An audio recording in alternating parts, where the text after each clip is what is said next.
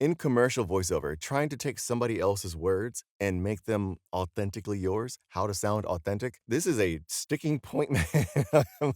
This shit right here will make you pull your hair out until it just one day clicks for you. Hey guys, this is DJ. Welcome back to the channel. If it's your first time here, welcome. So let's take a look at two messages that are kind of saying the same thing. One of the things that I'm struggling with right now, personally, is figuring out how to be authentic in my reads. And by reads, I'm assuming we're always assuming commercial and corporate narration on my channel. That's what I do. So if it's for animation video games, I'm not the guy to ask about that. I don't think I'm inauthentic per se, but I also know that if I can connect to the material better and find the right point of view, I can deliver an even better performance. Some people say to imagine a past situation and place yourself there mentally.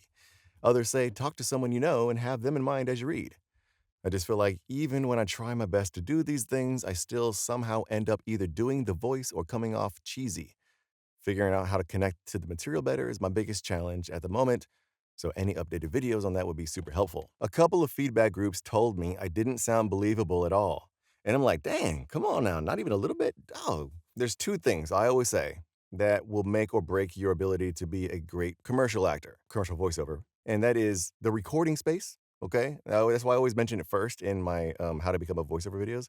Like, you got to be able to have a good sound that way, when your audition does get there, they don't just kick you out because your audio quality sucks and they don't care about your performance because they're not trying to hang around to hear it because you sound like you're recording in a bathroom. Second is acting. Commercial is acting, okay? You're really just being yourself, if that makes sense. But we don't go around all day trying to think about being ourselves. We just are ourselves. We are. Which always brings me back to that Sanford Meisner quote, which is, acting is behaving absolutely truthfully under the imaginary circumstances.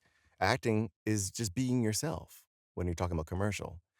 So, how do we bring that to a script? Well, if you haven't seen my two videos about how to practice voiceover by yourself, part one and part two, I would pause the video here and come back to it later after you watch those two, because it's gonna. I'm giving this information under the assumption that you've watched those two videos and you just need a bit more help trying to put these pieces together. When you're going through a commercial script, you're going to get these words that you're like, I would never say it like that. Trying to be yourself while fumbling over somebody else's words can seem like an impossible task. Let me tell you all of the things that I know are going on in my mind when I'm trying to record a commercial script.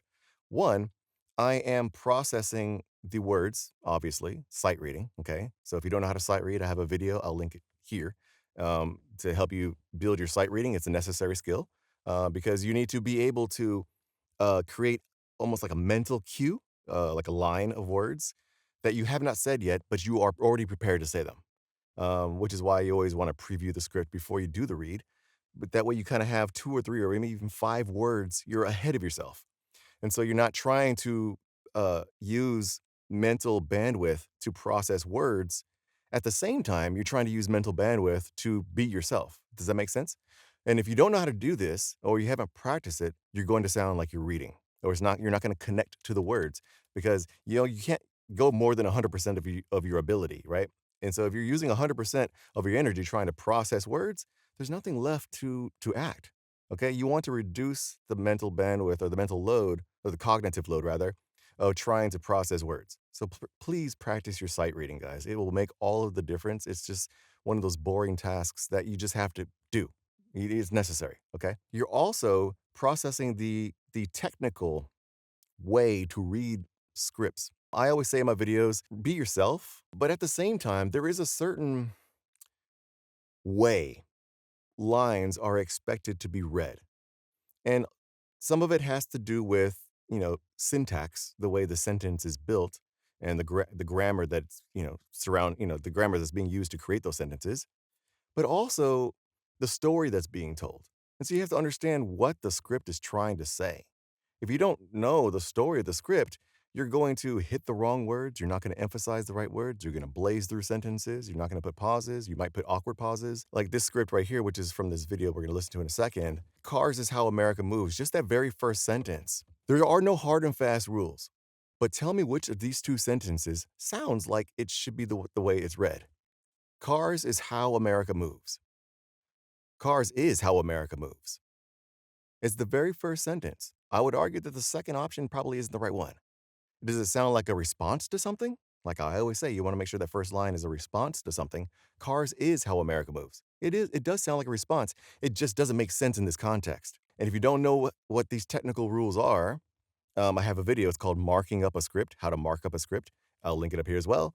That video goes through all of this, how to italicize, bold, underline, use ellipses, use hyphens to help you build that mindset of how to read a line. The second line down here, windows down, music up. If you don't know the technical side, you might hit down and up the same way. Down, up. That's one option that makes sense technically. Another way is to add rhythm to it. Windows down, music up, do do do do do do. All of those, that's also part of the technical side of things, you know what I'm saying? Knowing that all of these thousands of scripts that I've read over my career, they are pretty much the same thing. And so I already know what the flow has to be before I even, get through the whole sentence. If those two aren't in place, then the third part, which is how to connect your own story, your own experience to the script, is going to be pretty much impossible. And I am not the be all end all here, guys.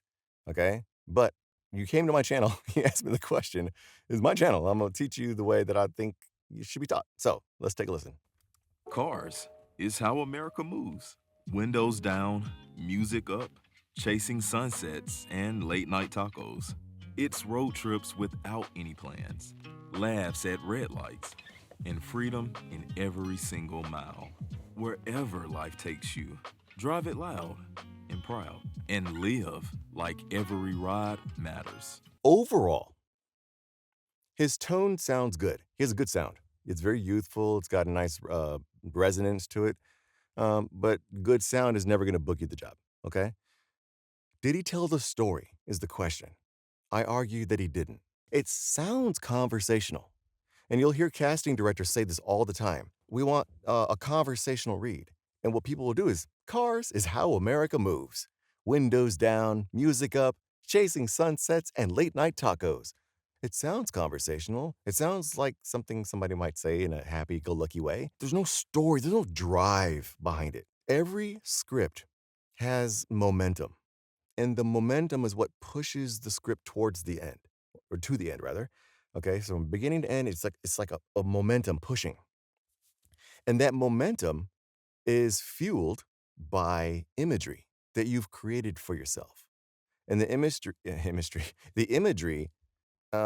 should be related to the words that are on this page, but where does the imagery come from? Not where does the imagery come from, where does that inspiration for the imagery come from? This is where you have to start connecting your life experiences to the script. The inspiration for windows down, music up, chasing sunsets and late night tacos, it comes from your own life experience, okay? The windows down, music up, I think we all can imagine what it feels like to be on the highway with our windows down. And I think we all can know what it sounds like to crank that music up and have a good time. Chasing sunsets and late night tacos. Maybe you never had late night tacos, but I'm pretty sure you stayed up past your bedtime, knowing you have to get up early the next day to go to work, but you still stayed up late. I mean, fuck it. Maybe you were watching Netflix. You were binge watching something. The point is, you had late nights. This is where in the first comment he says, some people say imagine a past situation and place yourself there mentally. They're not wrong by saying this. This is oversimplifying what I'm trying to say. But if you try to tell somebody this, imagine a past situation, place yourself in it mentally. A newbie, and I'm not saying you guys are newbies, I'm saying like somebody who doesn't have a lot of experience is going to be like, what?